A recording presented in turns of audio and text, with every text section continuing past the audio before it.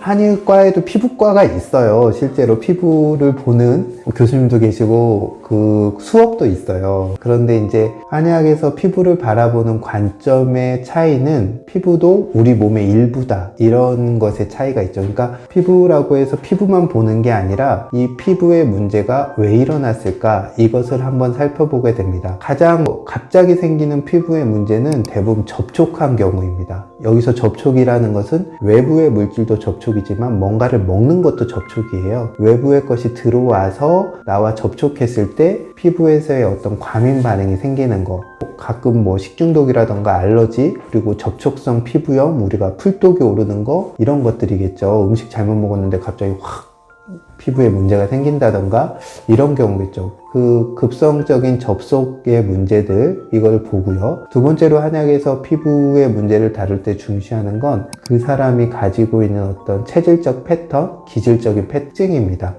그러니까 어떤 사람은 피부염이 생기더라도 막 기름기가 끼면서 지루성 피부염이 생기는 경우도 있고, 어떤 사람은 건조해지면서 생기는 경우도 있고, 어떤 사람은 이렇게 막 열이 올라오는 경우도 있고, 이런 경우가 있거든요. 그 사람이 가지고 있는 타고난 성향, 유전적 성향이 어떤 불리한 상황에서 발현이 되면 피부의 문제로 일어난다고 보는 거죠. 그래서 그때는 그런 기질적 상황을 조절해 주는 쪽으로 피부의 문제를 치료합니다. 세 번째로 요즘 가장 흔한 경우는 위장이 안 좋은 사람들이에요. 특히 장이 안 좋은 사람들이 피부 트러블이 많이 일어납니다. 그러니까 외식을 많이 한다던가, 뭐 과식을, 가공식품을 많이 먹는다던가, 술을 마신다던가, 특히 피부에 문제가 있는 분들이 절대 피해야 될 건 야식입니다. 먹고 자는 건, 그게 술이 됐건 음식이 됐건 굉장히 피해야 될 문제입니다. 왜냐하면 우리가 낮에 활동하는 동안은 소화효소도 분비돼서 외부의 음식을 잘 소화시킬 수가 있어요. 소화라는 건 여러 가지 소화효소와 물리적 운동을 통해서 외부의 물질을 내가 흡수할 수 있는 형태로 만드는 걸 소화라고 합니다. 그래서 소화시킨 걸 흡수를 해서 내 걸로 만들죠. 그런데 잠이 들면 이런 소화효소의 분비가 잘 안 되기 때문에 제대로 소화를 시키지 못합니다. 그럼 소화를 시키지 않은 것들이 흡수가 되겠죠. 흡수가 되면 우리 몸에서는 이것을 외부의 물질로 판단합니다. 그래서 그거에 관한 면역 반응을 일으켜요. 그게 바로 염증입니다.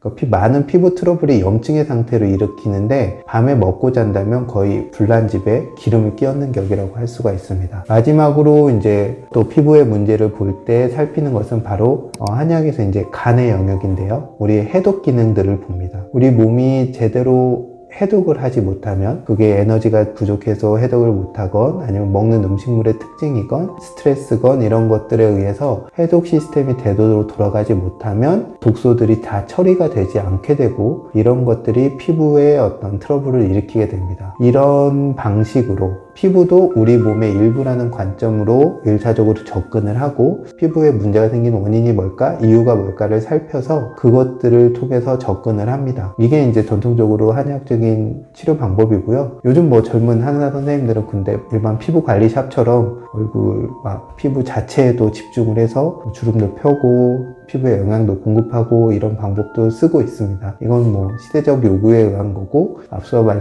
제가 말씀드린 것들이 전통적으로 한의학에서 피부의 문제를 접근하는 방식입니다.